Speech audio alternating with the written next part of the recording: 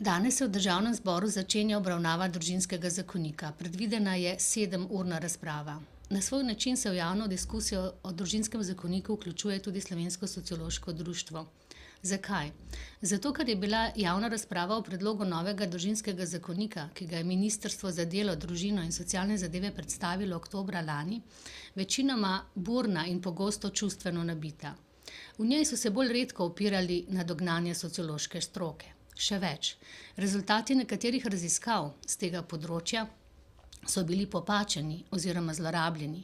Slovensko sociološko društvo oziroma njena sekcija za spol in družbo se je prav zaradi zgoraj omenjenega decembra istega leta vključila v javno razpravo o novem družinskem zakoniku z okroglo mizo v Cankarjevem domu.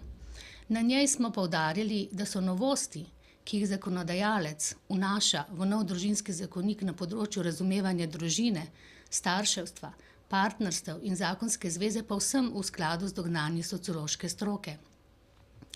Ta je že dlje časa opozarjala na potrebo po spremembah obstoječega zakonika o zakonski zvezi in družinskih razmerjih.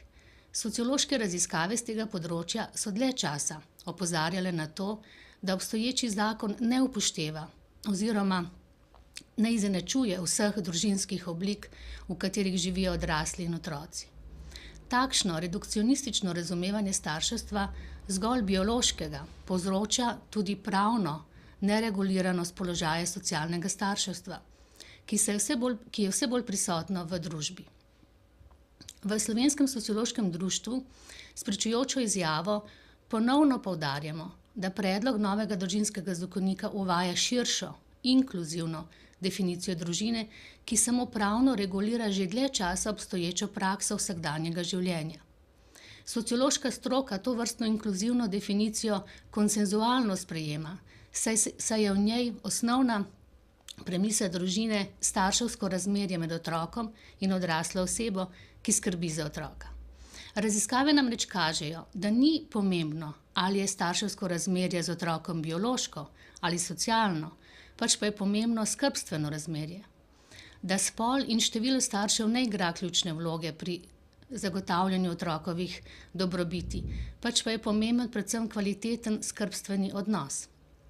Da otroci iz istospolnih družin niso ne v psihološkem, ne v vedenskem, ne v seksualnem ali kakšnem drugem pomembnem smislu drugačni od otrok, ki odraščajo ob heteroseksualnih starših. Da so istospolno usmerjeni starši prav tako uspešni pri vzgoji otrok kot heteroseksualni, ter da bolj kot spol in spolno usmerjenost staršev na vzgojo vpliva vsebina oziroma kakovost družinskih odnosov. Slovensko sociološko društvo meni, da predlog novega družinskega zakonika uvaja novosti, ki so v skladu s strokovnimi dognanji sociološke stroke in si bo v javnem razpravljanju na to temo še naprej prizadevalo za ustrezen strokovni nivo in prevlado moči argumentov.